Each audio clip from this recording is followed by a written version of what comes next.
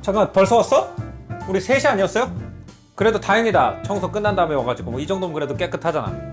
내가 참 청소할 때마다 의아했던 게 실제로 락스 냄새 이렇게 맡으면 냄새가 그렇게 세지 않거든. 근데 락스로 뭔가를 닦으면은 온 집안에서 냄새가 진동하잖아요. 그래서 찾아보니까 이게 락스가 세균을 산화시킬 때 나는 냄새가 있대요. 세균이 죽으면서 나는 냄새래.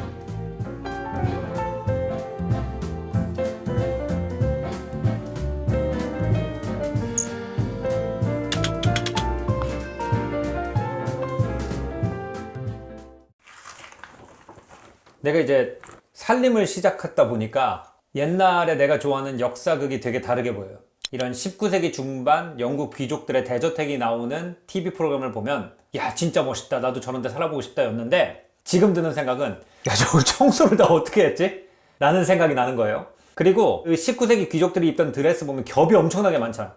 그러니까 그거 한 벌을 빤다 그래도 그게 보통 일이 아니었을 거거든요. 근데 그 당시에 귀족들은 아침에 일어나서 입는 복장, 뭐 점심, 저녁, 커피 타임, 뭐 외출, 말 탈 때 복장 다 달랐대요. 그래서 어떤 책에 보니까 빅토리아 시대에 제대로 된 숙녀는 하루에 옷을 12번 갈아입었다라는 말이 있어요. 그럼 그게 다 빨래로 나올 거 아니에요. 그래서 여기에 대해서 찾아보다 보니까 이제 빌 브라이슨이 집에서라고 하는 가사 노동의 역사를 쓴 책이 있거든요. 근데 거기에 재밌는 내용이 많이 나오더라고요. 일단 빨래를 어떻게 했는지에 대해서 묘사를 하는데, 그 당시에는 옷에 색을 입힐 때 자연 염료로 입혔잖아요. 그러니까 잘못 빨면은 색이 다 빠져버렸다는 거예요.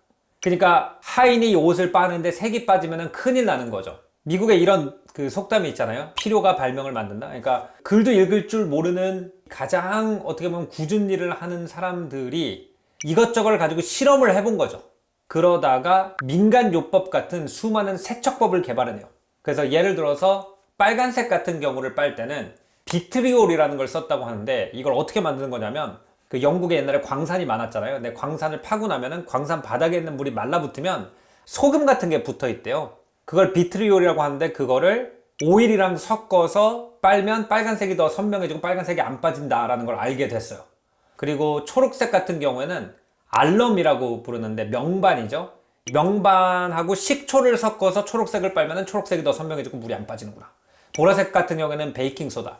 근데 왜 이 일을 정말 대부분의 사람들이 하기 싫어했냐 하면은, 옛날 귀족 드레스 보면 이렇게 하얀색 리넨 라이닝이 있잖아요, 항상. 그거를 다 뜯어야 돼요, 일단 옷에서. 그 다음에 그거를 사람의 오줌이랑 닭 배설물을 섞어가지고 빨았다는 거예요. 그럼 하얀색은 엄청나게 잘 표백이 된대요. 근데 얼마나 냄새가 심했겠어요. 그래서 그거를 허브나 라벤더가 들어있는 물에다 넣어가지고 계속 빤 다음에 다시 허브물에 넣고, 짠 다음에 다시 허브물에 넣고, 그렇게 해서 냄새를 다 빼야 돼요. 그래서 그 레이스를 다시 색깔이 있는 옷감에 붙여가지고 꿰매서 걸어놔야 안 혼나는 거죠. 뭐 일 잘했다는 소리 듣는 것도 아니고, 안 잘리려면은 그 당시는 그 정도를 했어야 된다는 거죠. 이걸 알고 나서 19세기 낭만주의, 사실주의 시나 그림을 보면은 빨래하는 여성들에 대한 그림이나 내용이 굉장히 많거든요. 그게 왜 그렇게 측은한 내용이 있는지를 이해할 수가 있게 돼요.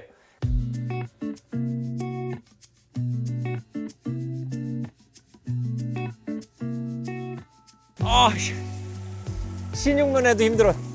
그러니까 옛날 기록에 보면 우리나라의 뭐 홍제천, 청계천 뭐 이런 데는 전부 다 쫙 사람들이 앉아가지고 전부 다 빨래를 하고 있었다고 하더라고요. 그러니까 그만큼 빨래가 많았다는 거죠. 옛날 사람들이 우리 사극에서 깨끗한 옷 입은 거 보면 그냥 아무 생각 없이 지나가지만, 그 한 벌을 빨기 위해서 이걸 갖다가 몇십 분씩 두드린 거 아니야. 네, 나으리 소위 빨래를 하겠사옵니다. 우리가 락스 그러면 되게 신식 문명이라고 생각을 하는데, 이게 양잿물의 전통을 그대로 이은 액체라는 걸 발견을 했습니다. 공장에서 나오는 비누나 세제나 표백제가 없던 시절에는 사람들이 동서고금을 막론하고 나무를 태운 재로 소독을 하고 세척을 했더라고요. 우리나라도 아직 김장독에 숯을 넣는 전통도 있고, 또 팔만대장경이 있는 그 해인사 바닥 밑에다 숯을 깔아서 부패를 방지했다, 뭐 이런 얘기도 제가 읽은 적이 있어요. 근데 아랍 쪽에서는 솔장다리라고 하는 나무를 태워서 그 재를 썼대요. 그냥 나무만 다른 거죠. 솔장다리의 재를 아랍어로 깔리라고 부른대요. 근데 아랍어는 정관사가 알이 붙잖아요. 그래서 알에 깔리를 붙이면 알칼리가 되죠. 그냥 우리나라로 치면 잿물이라는 뜻이에요. 그러니까 어떤 특정한 나무의 재일 뿐이지 알칼리는 잿물이다. 그래서 이 솔장다리의 재를 가지고 또는 다른 나무의 재를 가지고 비누를 만드는 전통이 이제 서양에도 있었는데, 서양에서는 이 재를 침출시켜서 라이라는 성분을 얻어냈다 그래요. 그래서 서양의 전통 비누를 오늘날까지 라이소프이라고 부르고, 그 비눗물을 커스틱 소다라는 이름으로 부르는데, 대공황 시대나 그 이전에 심지어 서부 개척 때 보면은 큰 양철 대야에서 이제 빨래를 하는 모습이 있잖아요. 그때 쓰던 비누는 거의 다 라이소프, 우리로 치면은 잿물로 만든 비누라는 거죠. 그래서 이 비누가 이제 우리나라에 조선 말기부터 수입이 되기 시작하면서 우리가 원래 쓰던 잿물하고 조금 결이 다른 서양 잿물이다. 그래서 양잿물이라고 불렀다고 해요. 그래서 이 양잿물을 실제로 막 나무를 태워서 침출시키고, 이 작업이 엄청 힘든 수작업이니까 어떻게 하면은 이 양잿물의 성분을 대량 생산할 수 있을까라는 연구를 굉장히 많이 했는데, 예를 들어서 프랑스에서 클로드 벌톨레라고 하는 우리나라 교과서에도 나오는 화학자가 있잖아요. 이 사람이 연구한 문제 중에 하나가 그거였어요.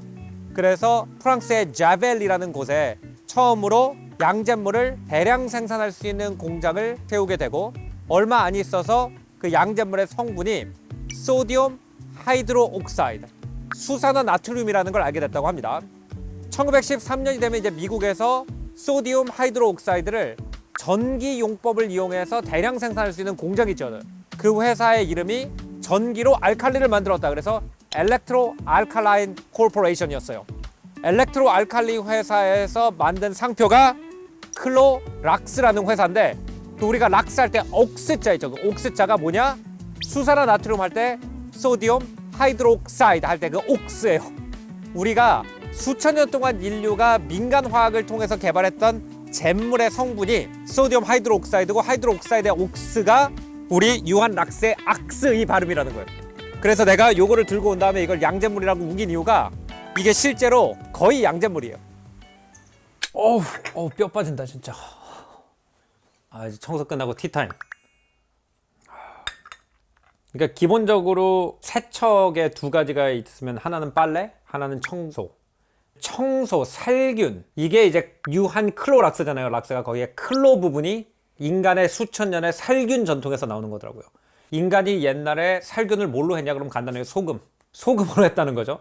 아직도 유럽 가면은 치즈라는 게 기본적으로 우유에다가 소금을 넣고 발효시켜 가지고 우유를 안 섞게 만드는 기술이고, 하몽도 고기를 염장을 해가지고 고기를 안 섞게 만드는 기술이고, 뭐 우리나라의 여러 가지 장류, 뭐 된장, 고추장 이런 것도 다 염장을 하는 기술이잖아요. 그래서 굉장히 염도가 높은 소금물을 브라인이라고 부르는데, 이 브라인을 가지고 뭘 닦고 소독하고 음식 같은 걸 보존하고, 이제 이런 문화는 세계 어디에나 있는 문화인 것 같아요. 옛날 사람들은 이제 소금을 굉장히 넓게 정의했거든요. 그래서 우리가 먹는 그런 먹는 소금 말고 염소 계열에 속하는, 그러니까 클로린 계열에 속하는 수많은 물질들을 전부 다 그냥 소금이라고 불렀어요. 대표적인 예가 쌀 암모니악이라는 소금이 있어요. 암모니아성 소금이니까 쌀 암모니악이라고 불렀겠죠. 그래서 이거는 광산에서 금은이 순수하게 나오는 게 아니라 여러 가지 다른 흙이라든지 돌이 이렇게 섞여가지고 나오잖아요. 근데 쌀 암모니악을 가지고 금은만 빼고 닦여 나가게 하는 일종의 연금술의 영역에 있었다라는 얘기도 들은 적이 있고요.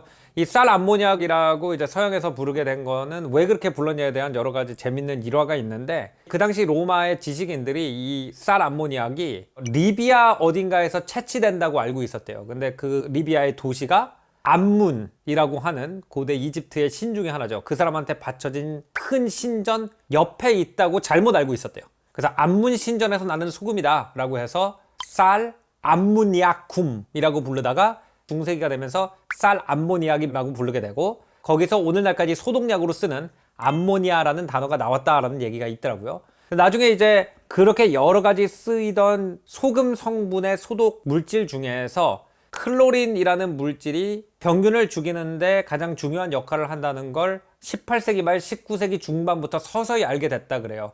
우리가 중세기 사람들 안 씻었다라는 얘기를 많이 하잖아요. 근데 그 이유 중에 하나가 이 목욕탕의 물 때문에 그랬대요. 그 유럽의 역사를 보면은 뭐 로마 시대에는 목욕을 많이 했다가 중세기는 또 안 씻었다 막 이러잖아요. 그 역사가 어떻게 되냐면, 사람들이 씻어요. 근데 수인성 전염병이 도는 거예요. 그럼 어디서 도냐? 목욕탕에서 돌겠죠, 당연히. 목욕탕에서 병을 옮겨오기 시작하면 사람들이 어떤 개념이 생기냐면, 옛날에 과학이 없던 시대에는 물이 공기보다 더 지저분하다. 그럼 당연히 안 닦겠죠. 그래서 이제 목욕을 안 하는 문화가 생기면 또 다른 병이 돌죠.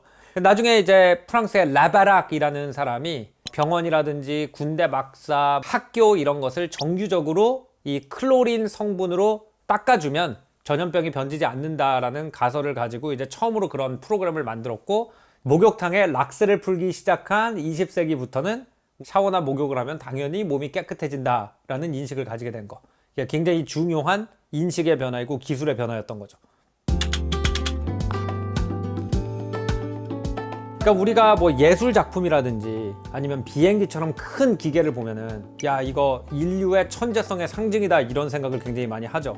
이 유한락스 보면은 액체이기 때문에 그냥 맑아 보이니까 그 안에 얼마나 복잡한 역사와 기술이 들어가 있는지 잘 안 보이지만, 이게 정말로 수천 년의 인류의 지혜가 함축되어 있는 기술이라는 거죠. 한쪽으로는 염분을 가지고 소독을 해온 전통과 잿물을 가지고 빨래를 해온 전통을 갖다 한 병에 담아서 대량 생산할 수 있게 된 것이, 어떻게 보면은 우리가 학교에서 배운 뭐 자동차를 대량 생산해가지고 세상이 바뀌었다 하는 만큼이나 아니면 그거보다 훨씬 더 세상을 많이 바꿨다는 거죠. 우리가 너무 일상에 밀접한 기술의 변화에 대해서는 감사함을 잊고 살지 않나라는 생각을 하게 됩니다. 자, 오늘 조승현의 탐구 생활은 여기서 마치겠습니다. 다음번에는 더 재밌는 문화 역사 이야기로 여러분 찾아뵐 테니까요.